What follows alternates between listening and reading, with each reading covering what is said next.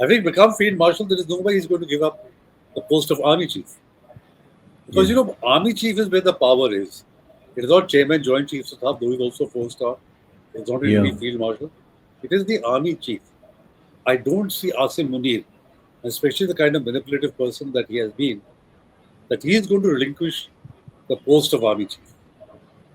In fact, if anything, he may now say कि 2 साल क्या, I will carry on because the Field Marshal never retires.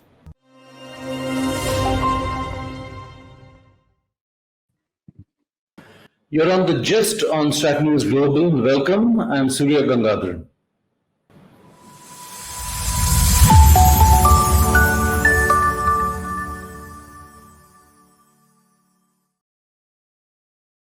My guest is Tilak Devashar, a well-known writer, specialist on Pakistan, and you've seen him on our channel before. Tilak, welcome. Thank you very much. Thank you for having me, Surya. We're going to look at the promotion of Pakistan's Army Chief, General Munir, to the rank of Field Marshal. And there's a lot of buzz going on out there. Tilak Devashar, your initial reaction to this? I was very surprised. Simply because, you become Field Marshal is a rank given after great military victory. It's not given after military defeat, certainly. So the fact that he was given, or he gave it to himself to be elevated to Field Marshal, only means one thing.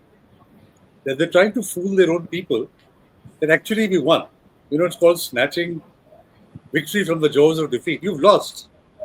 But by promoting the Army Chief as Field Marshal, you're trying to convey that, it was a great military victory and therefore he has been promoted. Even otherwise, look at the incongruity of it. It was an air battle. If anything a person should have been promoted is the air chief. He should have been promoted as Marshal of the Air Force. Yeah, absolutely. The Army barely had a role except for firing at civilians in Punch and Rajouri. But he gets it and just showing the people because, Forge is what matters in Pakistan rather than the Air Force. True. So I was very surprised. Yeah. So tell me, such promotions, Ayub Khan had done it so many decades ago. Is it just the general alone who does this? Is there some of the cable of generals who are saying, yes, we'll go ahead with this? So let me tell you about Ayub Khan, since I've written about this. After he handed over the post of Army Chief to Mohammad Musa, he started feeling insecure. Even though Musa was a friend, he started feeling insecure that he's no longer Army Chief. So he asked Bhutto, and Bhutto told him, why don't you become Field Marshal? So that was one idea planted in his head. Second, very interestingly, there was a ceremonial parade of the Punjab Regiment. And the Colonel Commandant of the Punjab Regiment was Claude Auchinleck, who later on who was before Supreme Commander of the Indian and Pakistan armies. As Colonel Commandant, he was leading the parade, and Ayub Khan was on the dais. And he saluted Ayub Khan with his baton. Whereas Ayub Khan had to return the salute with a hand salute. But that upset him a lot. He said, "Mujhe bhi baton chahiye." So his ADC went up to Auchinleck afterwards and said, "Can I borrow your baton for a minute?" He borrowed the baton, he copied it, and returned the baton to him, and lo and behold, Ayub Khan became Field Marshal. And Auchinleck was very upset. He later on in London told Iskandar Mirza, who was in exile there, he said, "I became a Field Marshal after military victories against the Germans and against Japan." What military victory has Ayub Khan got that he claims to be Field Marshal?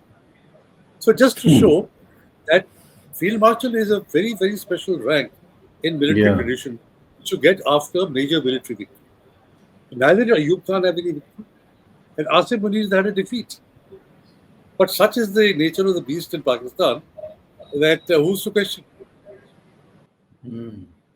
But, could it be that among the generals in Pakistan, at least this is from what I read, there is a move that by elevating him to the rank of Field Marshal, it becomes easier to kind of ease him out of, is that possible? I know the Pak Army doesn't do coups against its own generals.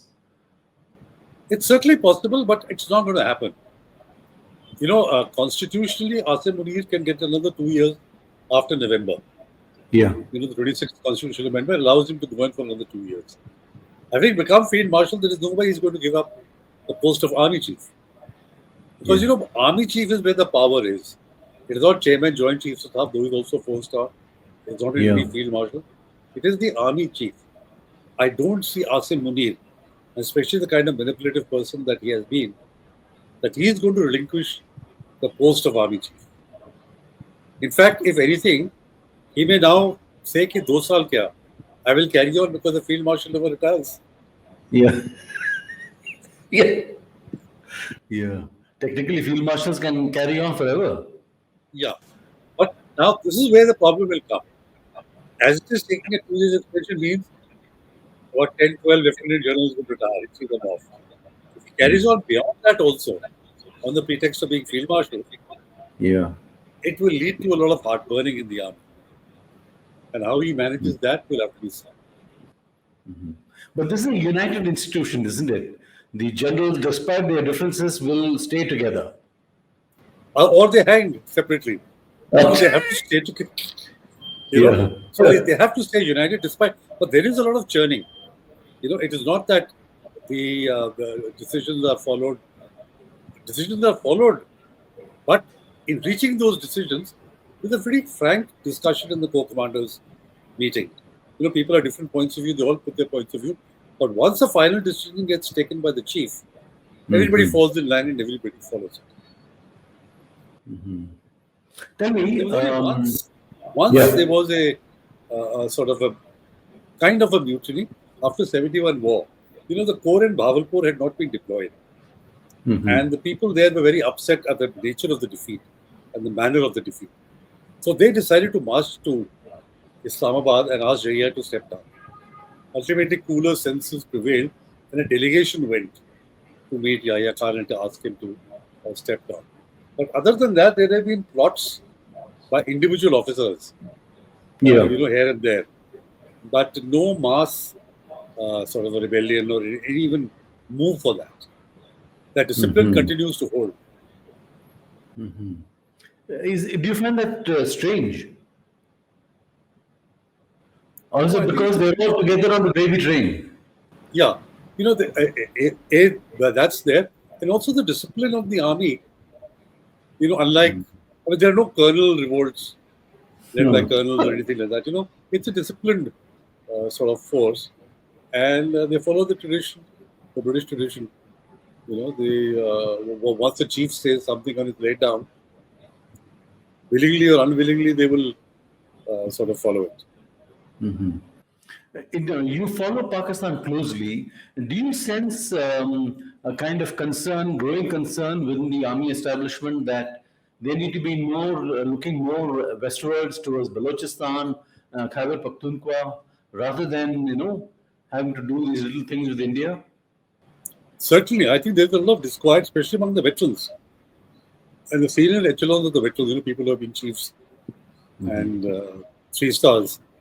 I mean, they see the trajectory of Pakistan. They see the fact that Pakistan Army has not been able to do much about Balochistan. Yeah. Or about Khyber Pakhtunkhwa. They would rather that you solve the internal problems. But Pakistan has a history that whenever the internal problems get beyond a certain level of control, they externalize the problem to India. And nothing unifies the country more than tensions within India. So there would is you that. Say, would you say the current Sindoor, for instance, Operation Sindoor, that has united the country behind Munir? To an extent, yes. But I think people also realize that the cause of it was the massacre of Hindus in Pahalgam. Yeah. There's a realization of that, there's a condemnation of that. And however much the Pakistan authorities may try and say it's a false flag operation or it's a freedom struggle, people know none of that is true. The freedom struggle in Kashmir, they know is non-existent. false flag for India to do it, they know it's also not possible. So that only leaves that it's been done by terrorists. And now there are people, TV commentators, I saw the other day, who said openly that two of those fellows were from the Pakistan army. And one of them Yeah. was a trained para commando. So, Yeah. what else is left? Yeah. How?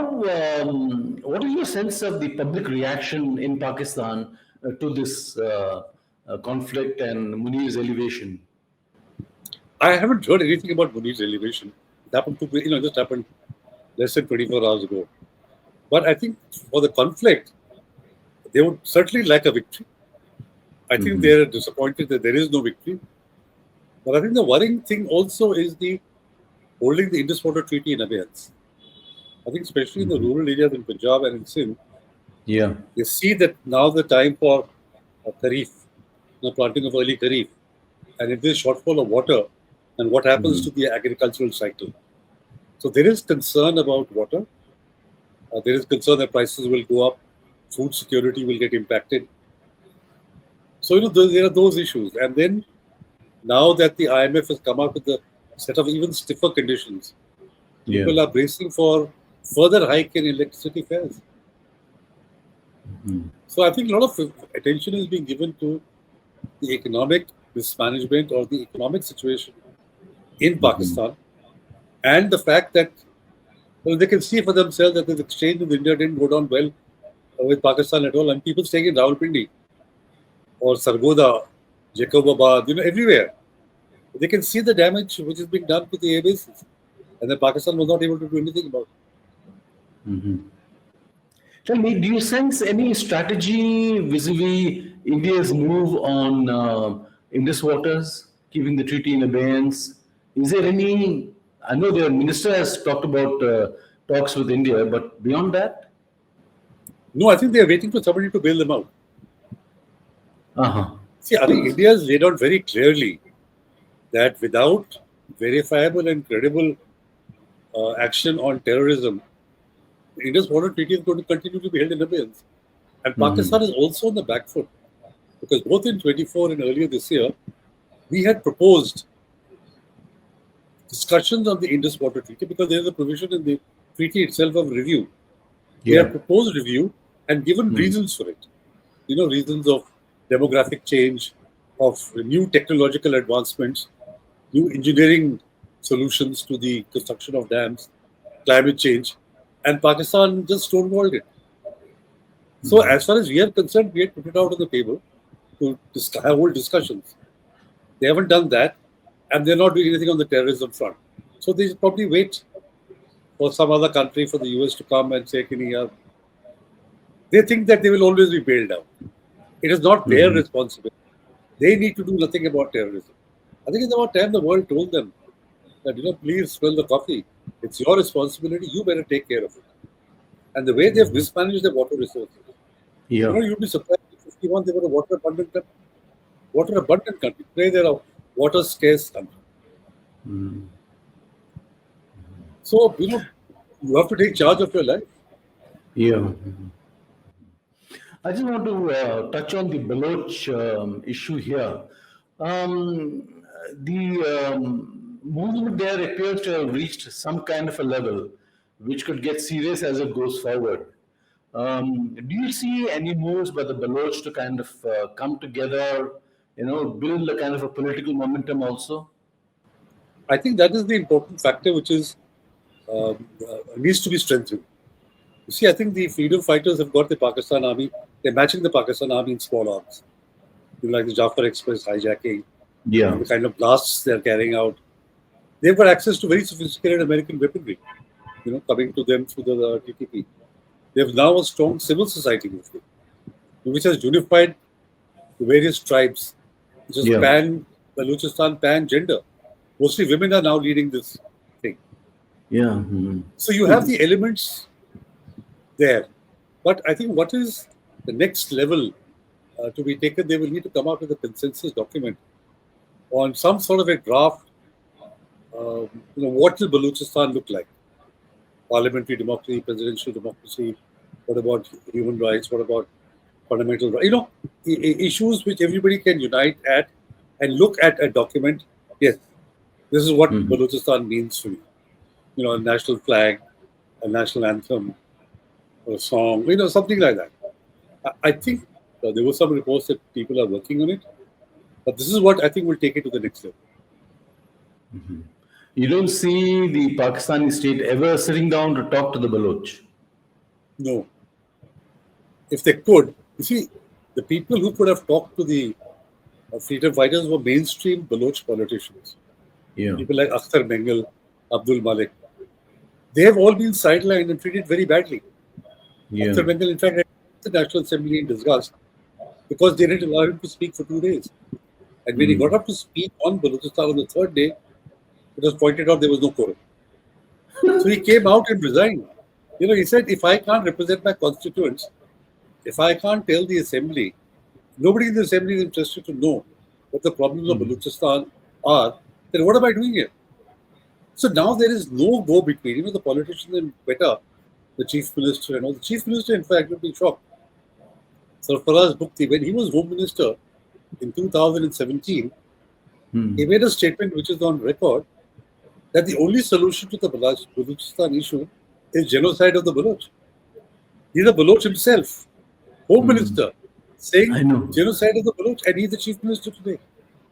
So he has no credibility whatsoever to talk to the Baloch or to do anything for Balochistan.